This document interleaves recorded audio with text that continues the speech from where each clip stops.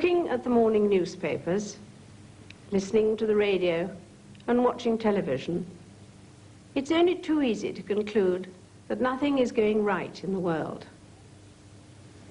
All this year, we seem to have had nothing but bad news, with a constant stream of reports of plane crashes, earthquakes, volcanic eruptions, and famine. And as if natural disasters were not enough, we hear of riots, wars, acts of terrorism, and generally of man's inhumanity to man. It used to be said that no news is good news, but today you might well think that good news is no news. Yet there is a lot of good news, and some wonderful things are going on in spite of the frightening headlines. Just think of the quiet courage and dedication of the peacekeepers and the rescue workers, and all those who work so hard to restore shattered lives and disrupted communities. I am in the fortunate position of being able to meet many of these people. For every year, some 2,000 come to investitures at Buckingham Palace to be honoured for acts of bravery or to be recognised for service to their fellow citizens. They come from all walks of life, and they don't blow their own trumpets. So unless, like me, you are able to read the citations describing what they have done, you couldn't begin to guess at some of the remarkable stories that lie behind their visits to the palace. Dr. Lawrence Pike. Among them, there may be a rarely outstanding doctor who has worked for years in a deprived area. Or a voluntary worker who has given nearly 40 years of his life to campaigning for the disabled. Or a nurse whose care for patients for over 30 years is a splendid example of the work done by members of a dedicated profession. Or another volunteer who has devoted a large part of her life to others in the service of the WRVS. Then there are those who have shown quite remarkable courage and devotion to duty. The Queen's Gallantry Medal, to be decorated. Only a few days ago, I was talking to two firemen who had been called to deal with a blazing ship.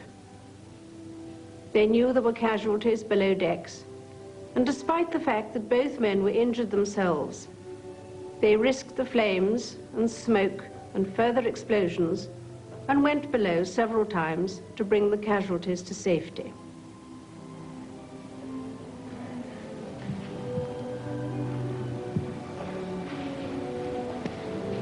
These are not exceptional cases. Every investiture brings stories of bravery and self-sacrifice, like the members of bomb disposal teams, whose cool courage saves so many lives. Naturally, I see more such people in Britain. But as I often hold investitures in other Commonwealth countries, I know that there are people making the same sort of good news all over the world. But while bravery and service to the community are recognized by honors and awards, there are many ways in which people can make good news. Success in industry and commerce, for instance, creates the wealth that provides so many of the things that make life happier and more comfortable. It's not just the big companies with household names.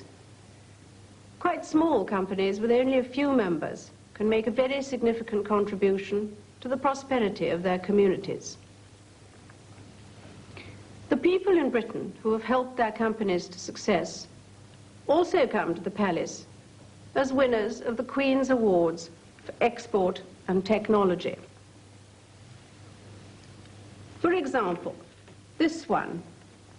Here is a firm with only 5 employees who make darts and export them to no less than 40 countries. They were so enterprising that they introduced the game of darts into places where it had never been played.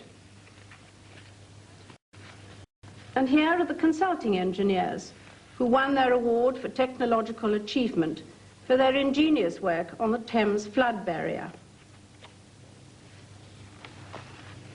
A small Scottish firm with 18 employees make a product so good that they have sold their heating systems even in the United States and West Germany. This firm has scored a rare double with their magnets for medical scanners, winning both the awards for export and for technology. There are masses more, and it's encouraging to know that again next year there will be a new group coming to receive their awards, whose achievements will be just as ingenious and just as exciting. There are similar examples throughout the Commonwealth. These success stories are often pushed into the background, but they are the guarantee of our future. Christmas is a time of good news.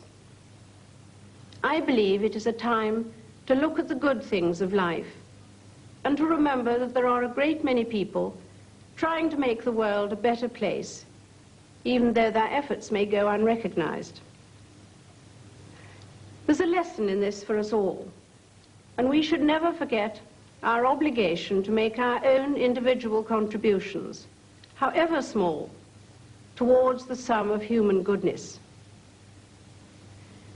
The story of the Good Samaritan reminds us of our duty to our neighbor.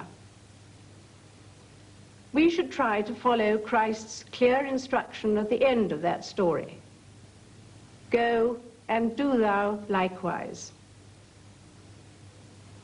I wish you all a very happy Christmas, and I hope that we shall all try to make some good news in the coming year.